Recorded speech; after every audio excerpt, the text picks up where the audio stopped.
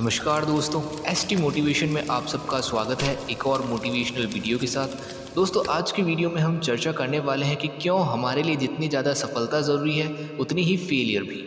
Friends, आज हम सब सफलता के लिए बहुत मेहनत करते हैं और सफलता पाने के लिए वो सब कुछ करते हैं जिससे हमें सफलता हासिल हो जाए। लेकिन दोस्तों हमारा ध्यान केवल और केवल सफलता पाने पर ही होता है।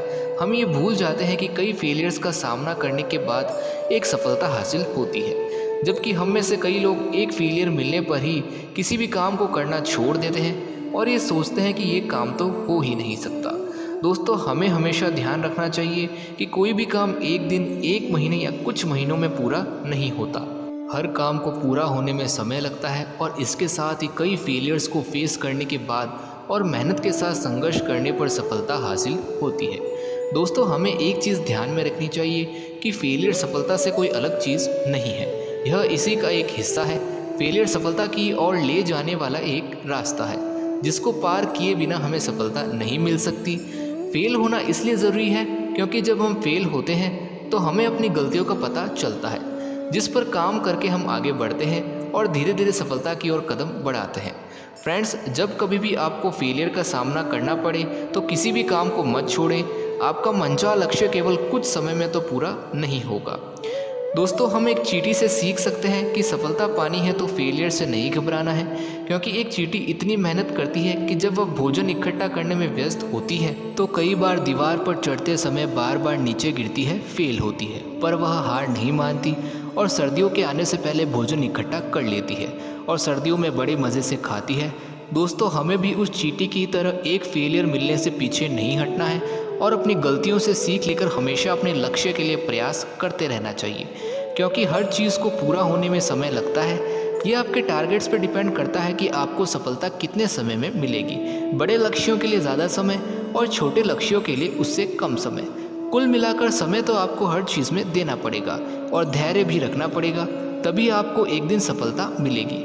जो लोग ये सोचते हैं कि हमें किसी भी तरीके से सफलता मिल जाए, चाहे वो तरीका गलत ही क्यों ना हो, तो उनका ये सोचना बिल्कुल गलत है, क्योंकि दोस्तों जल्दी और गलत तरीक़ों से मिली सफलता ज़्यादा दिन तक नहीं टिकती है। अगर आप फेल नहीं होते हो तो आपको अपनी गलतियों और कमियों के बारे में पता नहीं चलेगा और आप अपनी फील्ड के एक्सपर्ट भी नहीं बन पाओगे।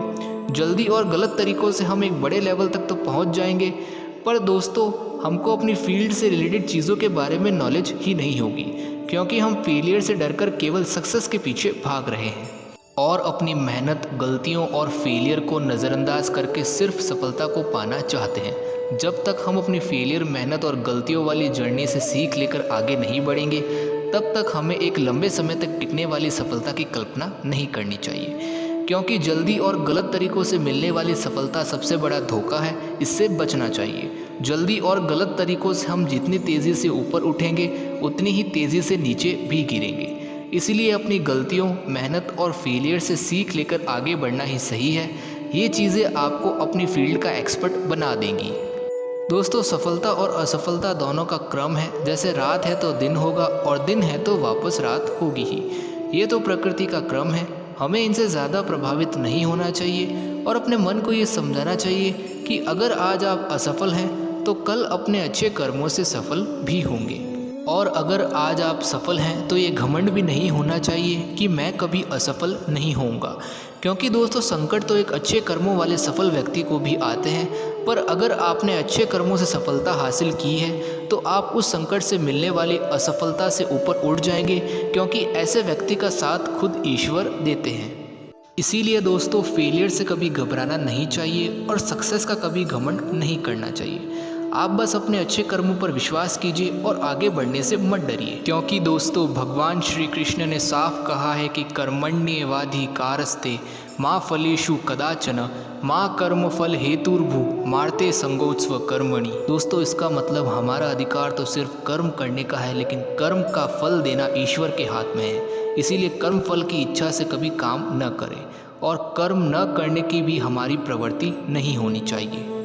तो दोस्तों मैं आशा करता हूँ कि आपको इस वीडियो से बहुत कुछ सीखने को मिला हो और फेलियर की इम्पोर्टेंस भी आपको समझ आई हो।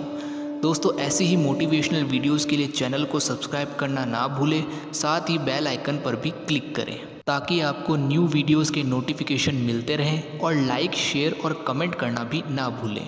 मिलते हैं अगली वीडियो में। धन्यवाद।